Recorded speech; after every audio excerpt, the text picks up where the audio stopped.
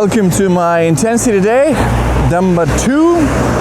We're nearing the end of the second week of load. I think that's important to speak out because fatigue is definitely high and the brain is definitely a challenging situation.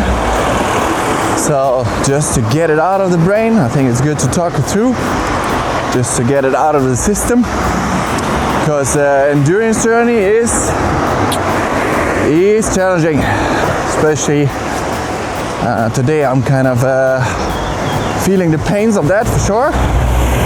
Meaning, one thought is, because I'm getting a lot better in swim, bike, run, but you're still kind of in no man's land, right? Still in no man's land, that's for sure. So I'm here in Nice. It is beautiful, but in the end you have the 1,000-yard stare. That's what I do have today for sure, because it's like, okay, you're here for the improving the bike handling skills to go to your Pro Series race early May, which is in 3 weeks time, and there you will receive another can of ass whooping, because that is not lack of confidence, that is just, here are the numbers, look at them, and that's what you put together. So I just gotta look at the process orientated journey. But yeah, I'm the one that walks through the pain, so it's cute and dandy to say all those things, but when you're living it, it can be heavy on the shoulders, like it is today. And you can have support and all those things, but it's a lonely journey. It's only you going through it.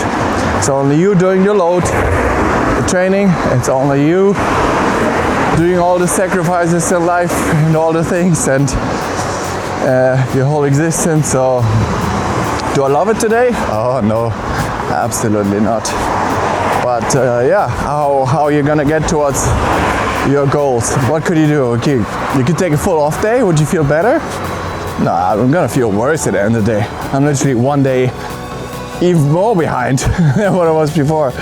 So yeah, gotta get through the emotions, get the work in, and at the end of the day you always feel better when you did it, because you're at least a bit closer. So we have a hard swimming coming up first. We're heading to Antibes with the train again. Hard swim with hundreds. Goal is to hit it 108 to 110, leaving on 120.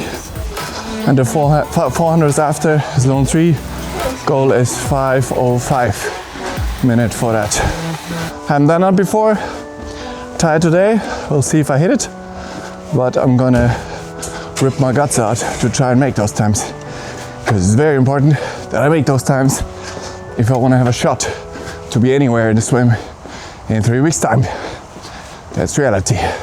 Yeah, I thought through all the scenarios already. When you think about it, what can you do in the scenario I'm in right now, right? So you're physically doing all the work, you're getting better, you're like, for your personal numbers, they're getting better.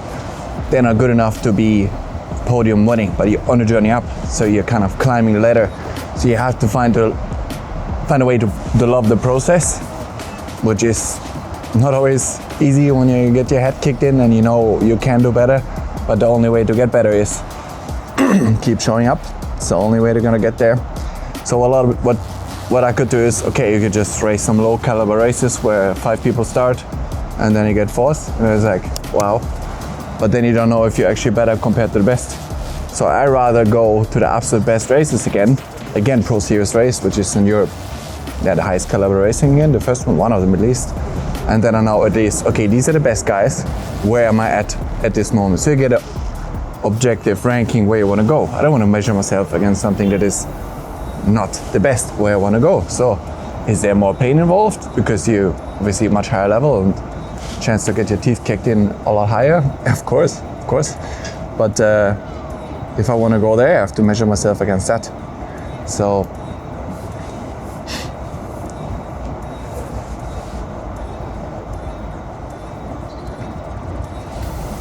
then what I could also do is a lot of people that just, disappear, train, and then you suddenly like check out of the box, jump out, ta-da, finished product with the thresholds, and then ta-da, suddenly the superstar is born, and just disappear on planet Earth from social media and all those things, and just lock in the basement of someone and then do the work. You can also do that, sure, that's the way to do it.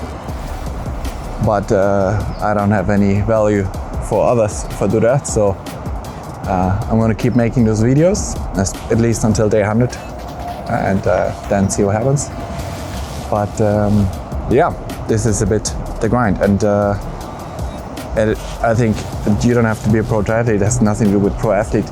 This kind of in-between phase is in many periods of your life. I don't know if you're an entrepreneur or like you have a big goal, losing weight, something that seems very your own personal struggle. It is exactly the same. That middle phase where you don't see the results yet, but you're putting in tons of work, or you're barely seeing results, or you're seeing a little bit, but like it's still pretty far away from the objective outcome that you're looking for, like a six-pack or whatever. You're losing 20 kilograms, or you want to run a time in that, or you want to run it all, or you got an injury in a wheelchair, you want to walk again, whatever it is. Like, we have to break it down to these mini steps and just focus on them. But that's so hard, and it's not always easy to do, because sometimes, especially when you're tired of the grind, you want some kind of objective. Give me something, just give me something. But that's why I have to race, right? I could just say I don't race, and then what? And then I don't do the trade, then I don't do the sport at all. That's also not the goal. I gotta see, okay, I'm a lot better than I was last year. Go race, do your absolute best, smash it, and then see what the ranking is, and then short turnaround, very important, short turnaround after. Straight back to work, of course with a smart training plan, but short turnaround with all of those. Because gotta keep stacking those workouts. When it comes down to numbers, I have really zero doubt that I can get those numbers. I have some numbers in mind for the threshold sessions and all those. I just know where I'm at right now, and which is great. It's a curve up, swim, bike, run, all of them.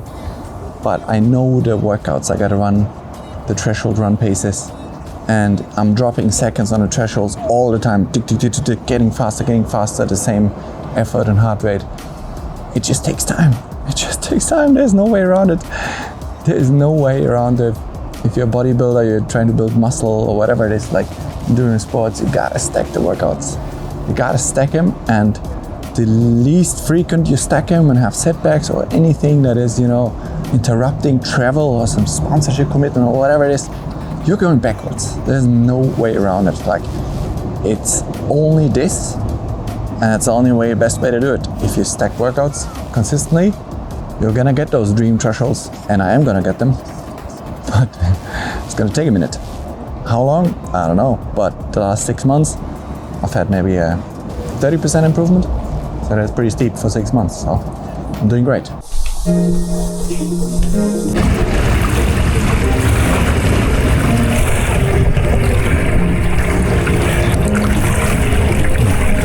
That's it. Come on.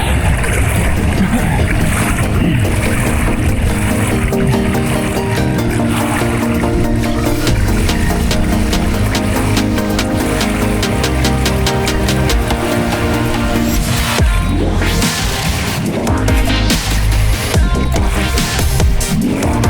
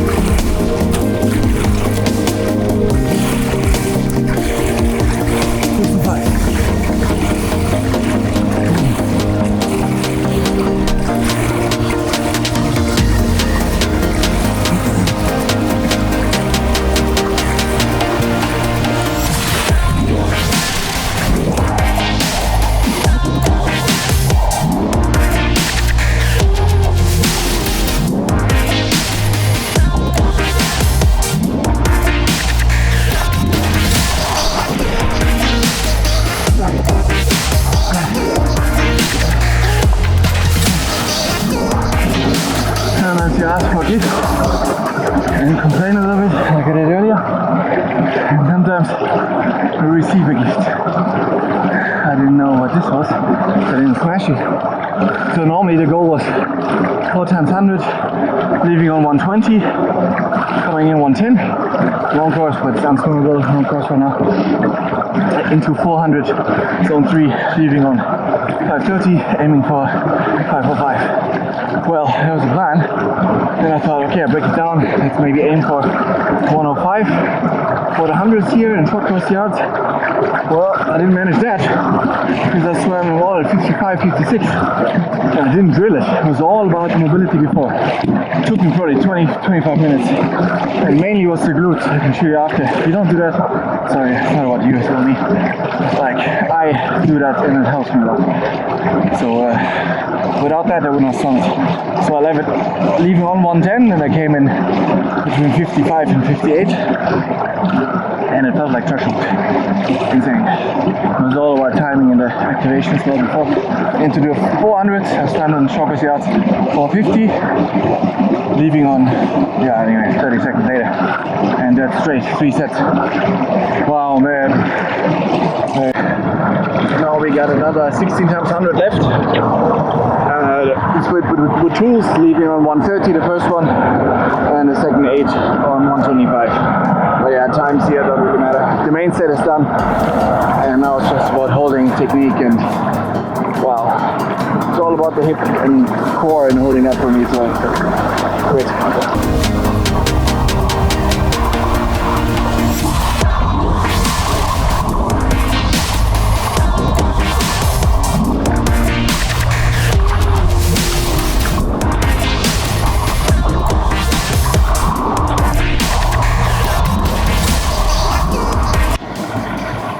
All done. I believe this was the best set I ever swam. It's a bit confusing with yards. Anyways, felt amazing. But the only reason I swam this, I can guarantee you, only one reason. First, that was a bit different in the warm-up with the core rotation and holding that really works for me, what I'm working on. The only other one, I think I felt like first time, maybe ever, or maybe a few times before in my life, but not many times, that I felt my hip was, you know, like what the swimmer do underwater, that the hip just goes. If you're cycling and running and you're tight, the hip doesn't go at all. There's nothing flipping even if you want to.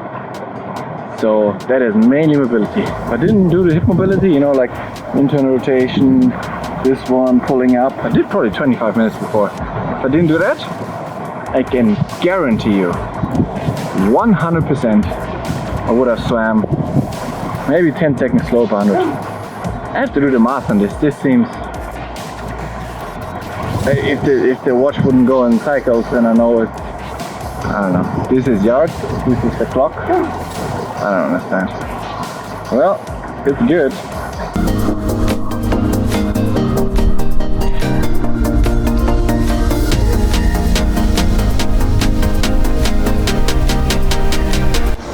I was kind of trying to puzzle together how this was possible, what I just did. I looked at the video, looked at the times there, like I did it consistently, I did 3 sets, I don't understand. This doesn't make sense to swim this, to be honest. I mean, it does make sense if you think about aquadynamics, but yeah, if you receive a gift, don't question it, to be honest. But yeah, I just took off 10 seconds, 8 seconds of my threshold pace, somewhere in there. So yeah, maybe you can try it for yourself. Don't question it. Only one thing is, even if I sit there for 40 minutes before to open up my hips, trust me, I'll do it 100%. So I knew that before, that, you know, everybody thinks about the front end of the stroke, but as triathletes, oh fuck, almost killed me. As triathletes, you know, it's more the hip angle, the alignment you have. So give it a shot. Spend in the next week of swimming, I'd rather swim less if I was you, but rather spend minimum 15 minutes before opening your hips, 90-90 stretch, really make sure the internal rotation, you bring the knee to the ground, you can Google it, 90-90 stretch. And the second one is just the glutes holding, pulling it towards you for a long, long time. Then you do some quad stretching as well, and yeah, I don't know, I did a lot of low back and other stuff, but that was the main thing. That was the main thing I did differently for a long time, because I felt the whole week something wasn't right. Something I didn't feel good in the water, and I'm still tired. It's not fatigue. If anything, I felt, like I said, I never swam. It wasn't the effort today that I like killed myself or anything. It wasn't effort at all, not even a little bit effort. It was fluency of movement, and that I focused on my tilting the pelvis back, holding the core, and just not working against resistance of tight hips. Only thing I can explain it. But yeah, I for sure never swam. I don't know short course yards, but if you do the math on between 55 to 58 seconds, and I did 1600 yards of that. So plus it's on 3 after the 400. So it is accurate, and I did it consistently on 10 seconds rest. So I don't know what the hell it was, but like I said, don't question a gift. I'm taking it. Universe is giving me a push. Sometimes before the breakthrough, you get the most resistance. Certainly had that recently, so this is a gift. I take it. Fairly quick turnaround because it's later getting dark for the ride at a threshold bike. So I'm gonna do a 10k run now. Easy jogging, just get the mileage in. So not really a training session per se. And then later we're heading to Col d'Avance again. That's one of the big hills, you can call it here. It's almost 1,000 height meters. I think the climb might be longer, but threshold session normally it's 6 times 15 minutes, 90 minutes, but I keep it practical and a bit easier. I just the bottom of the hill, I'm gonna press the lap bottom. The top of the hill, I'm gonna press it again. I don't know how long that takes, but it's gonna be all an aero, and goal is for the lap duration up, keep it over 330 watts. Boom, session nailed. Then I'm gonna roll down the same side, Col d'Avance back here to where I live, and that will be the day. So it's not gonna be 90 minutes, but it's gonna be practical, fun, and I'm not gonna roll up and down. Also daylight is probably an issue then, but I'm gonna take tons of light with. Doing my usual warm-up routine for runs, always short, but open up everything. What was that? I just did a lot of quads before, so quads should be fine. Yeah, they feel fine. They just see this. This also shows you for swimming. If you put your quad, hold it, and then rotate the knee in, then you kind of feel as well how some of the muscles, sartorius and all those, they have to be free if you want to swim well and have internal rotation. So even here you can see great now, and that is the only reason why I swam like I did just now. Insane. Still can't really believe it, to be honest. I have to do it I have to repeat it in a long course set for me to believe it. It's not the turns either, because I'm not good at the turns. I mean, compared to a swimmer, I'm like not even average when you put big sets, so it's not like I'm a tremendous turner and that's why the short course yards are so good. No, it was really something going very right. So that changes confidence for the Pro Series race a lot. Because suddenly, I still say if those times are correct, but I just swam it and I checked in the video, these times are correct, then you're suddenly a swimmer. But yeah, it's not about others, it's about my journey. But for me, it's about not getting my ass kicked so hard anymore. Maybe a little bit less, because I'm putting a lot of work in. So a bit less ass kicking, just for motivation, that would be great. But with those times, I don't have to think about ass kicking in the swim anymore. I could do some ass kicking. So there is a bit of a hill, a bit of a green in the back. I want to head out there, a bit over the flat running on the promenade.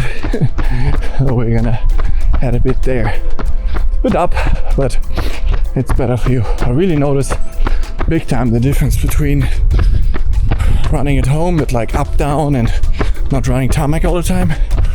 For cycling, knees, amazing. Swimming, if you're an Antibes, very good, not as good as home, because it's, yeah, I don't have my own lanes always, and not 50 meters, so a bit worse. Running, definitely a lot worse than home, so I'm never gonna curse my easy loop there.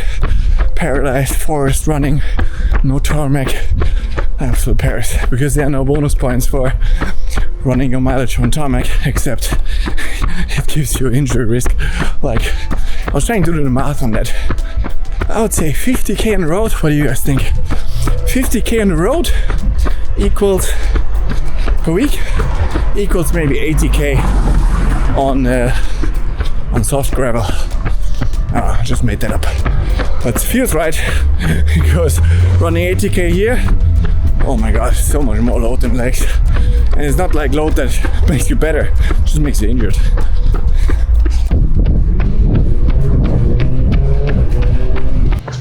Alright, we found some kind of hill. Let's see. Definitely not the hill I wanted, but it's going up, so that's good. One tip, if I had to give it, that I learned now from this camp, and something I heard before, like professional marathon runners talking, actually Monaghetti, an old legend from Australia, he said, I believe, where he lives as well, the Ballarat, I think it's called. So in Australia, Australians will know it. There's a lot of up and down, hilly terrain, and I believe a lot of forest path where he always ran. So average times are kind of slow compared to a flat one, but he made the point, and I can confirm that now. I believed him before, but that basically when you're always running flat, you have a lot of, also Patrick Lange talked about it, you have a lot of repetitive strain, like not always a good one. So when you go up and down, even like I do now, it's kind of a change in mix-up for muscles and structures and joints in a good way, so you don't get like a repetitive load on the structures. Damn, that's a hill. Starts to rain, but I don't care. Oh, we got a view. We are somewhere up the mountain. There is Nice, there's airport, and here we are, up somewhere. Really nice and fun. Also from this hip mobility stuff I did, I can tell my run and cadence is way up again. So stretch your sartorius, internal rotation, external rotation glutes, and everything gets better. Also for if you get low back tightness and stuff, I would put those plus the quads on the number one for all of that stuff. So, or even if you get Achilles or like calf overload, if I put any joint and area, it is that area, hip, while you get it. What are you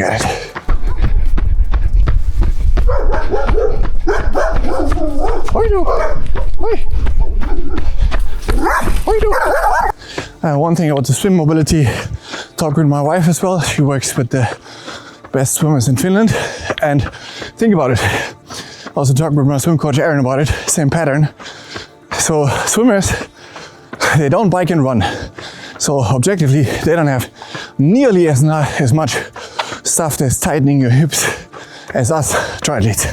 So, and they still do 20 minutes plus of dry land warm up to really open every angle so they can swim well.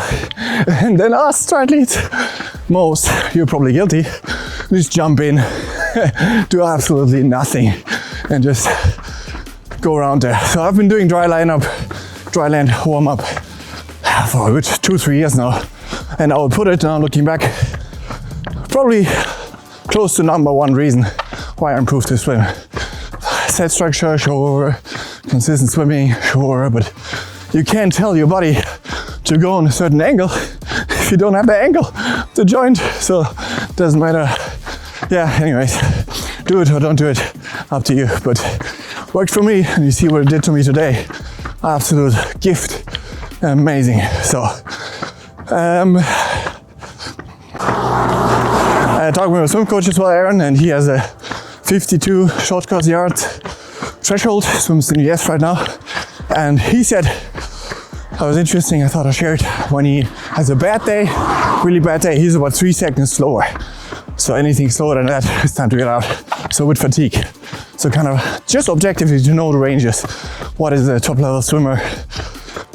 What are ranges that are acceptable? Like just to be objective for us, right? What does a bad day look like? Okay, it's this much slower. And he even said if he does heavy strength training, I found that interesting, so I thought I shared. If he does heavy strength training and he notices, for example, the internal rotation of the hip is just a little bit compromised, which for triathletes, I guarantee you, you never felt a free internal rotation in swim, because I do a lot of this mobility stuff, and I'm pretty sure only today, first time since I'm swimming, I know what it feels to have a free hip. Because and it changed my times by, like I said, 5 to 10 seconds for my threshold, no doubt. So mobility. So open up your hips. Probably have to swim less. Swim twice a week. Do your whatever sets you got, but spend time in mobility before open up those hips. Otherwise you're only working against yourself, which I did all week, and I felt it. I wasn't happy with it. I was frustrated because you can't get a rhythm if you have you can't even tilt your pelvis back because everything is tight. Your kick is horrible. Everything just feels off. So hope this helps.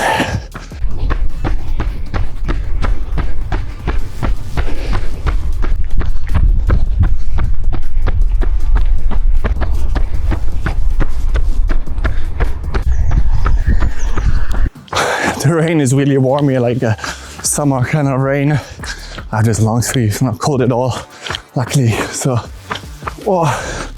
so beautiful. To show you a bit. Oh, well, you can see the stair in the back. Probably you only see the construction areas. Not very beautiful. But we're halfway in, 5K. You can jog down. Oh my God. So if you're in East, go for the hills. I mean, I don't know how long you're there. You can do the promenade. Do the promenade region, sure, but I wouldn't run there all the time. That's a bit only tarmac. I don't know, I find it not so, it's nice once or twice, but I found it, to be honest, worse than a treadmill, which sounds weird, but maybe that's just me. But mix it up with the hills. Look at this, like you're in a flipping jungle here. Whoa.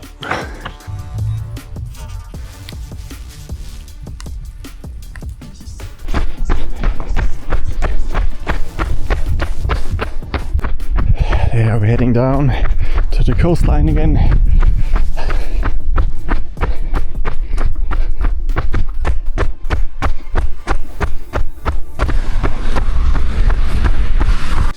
Pretty much exactly 10K back to home. Amazing. So really beautiful loop. I'm gonna be getting some food down now, edit the video, do it in the afternoons now, mix up the routine a bit, and then export it, and then we're heading out to Col de Vence, which is somewhere that direction. It's a bit wet, but that's good. Can practice the skill also in red riding. Can always be wet in any race course. Nice low tire pressure and safe on the downhills. All right, see you in a bit. I'm trying to layer up a bit for the ride because the downhill will be a bit fresh most likely. But I got some extra layers, but pants will remain shorts. But a bit fresh on the downhill. Warm shower waiting. But I got a little wolf thing I'll put around my head. That should help quite a bit, I believe. So there's that. So goal is right up the mountain. Over 330 watts. In aero as much as I can. I can't do it all, but maybe I check out sometimes just for the fun of it. To ride a bit upside, mix it up, but as much as possible in aero, that's the goal. Sucks a bit more in aero obviously, but I need aero for all my races, so I gotta condition in that position. but also enjoy the ride. Weekend looks like it's gonna be rainy, so I don't know how many rides I get more in this area, so it's also important. All right, let's go.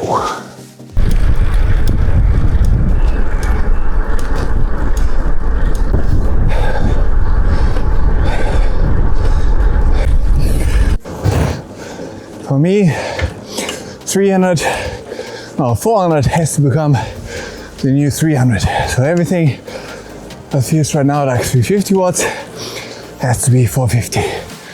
In 1 year latest, I can do it. Same effort.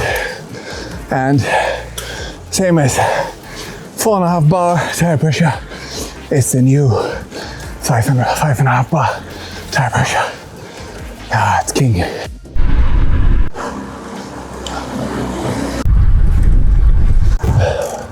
We're on the road up.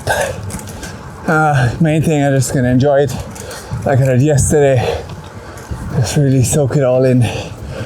And I'm not in my room on the aerobus staring at the wall while we are here. This beautiful mountain. Also not really wet anymore. And a little evening shift up this beautiful hill mountain. 9k to go.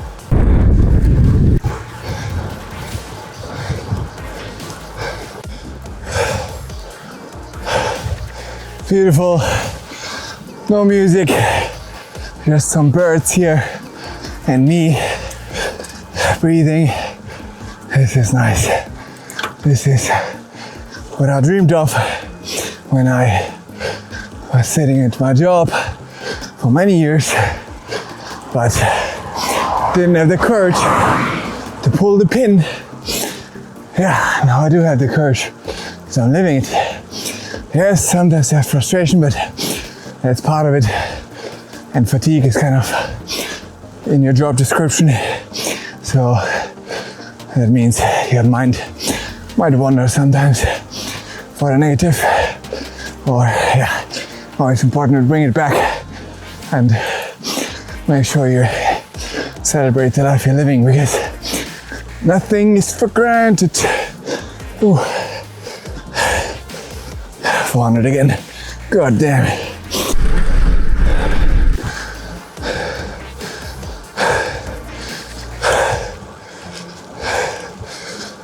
We are almost 20 minutes in.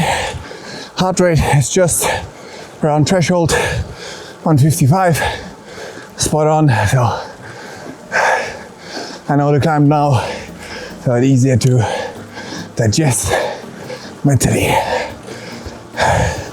Power is up. 4k. We got like 2.5k or so. Got a bit of snow there on the top. Come on, let's stay focused.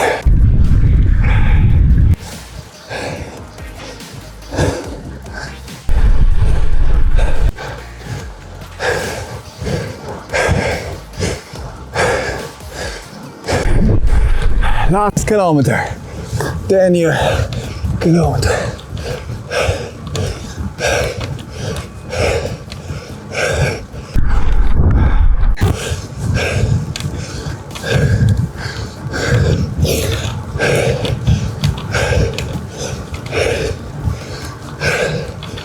Okay. Almost freedom.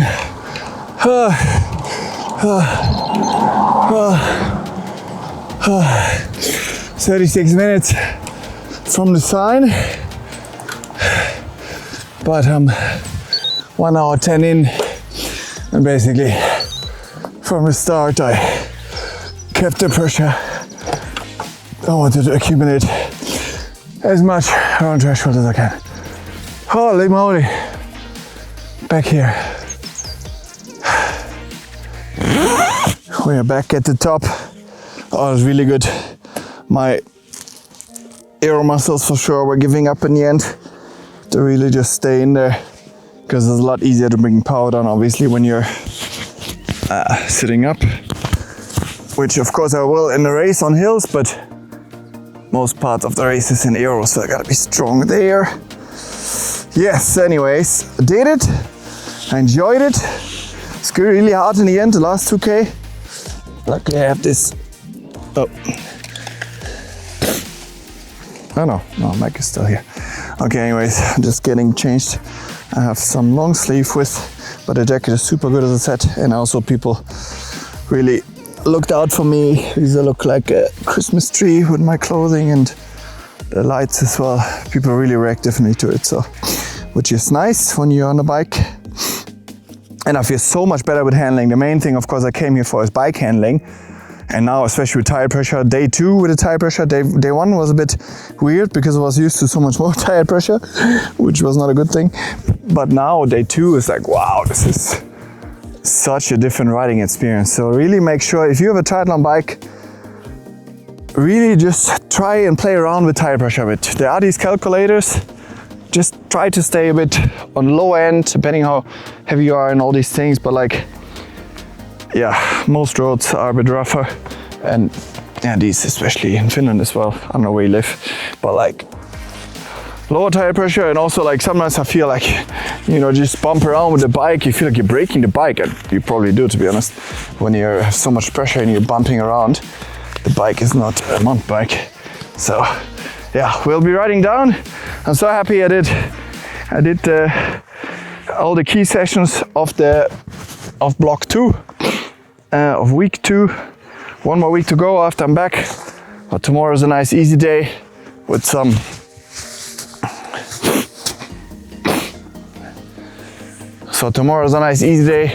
open water swimming. First time we go to this beautiful bay. Now finally have time to do something with my wife, and some technical riding skills that was on the menu. Do some nice loop again, and yeah, that's tomorrow, and then Sunday we'll see. I have an idea, but we'll see how it goes. But yeah, thanks for watching. I hope you guys enjoyed it and enjoyed the mountains as much as I do. I don't know, I hope you hear the birds. Enjoy your training, guys. Stay focused and ride the lows and highs. They always come, but stay in the middle as much as you can. Sleep a lot, eat a lot. That helps. Good. Have a good one. Bye-bye.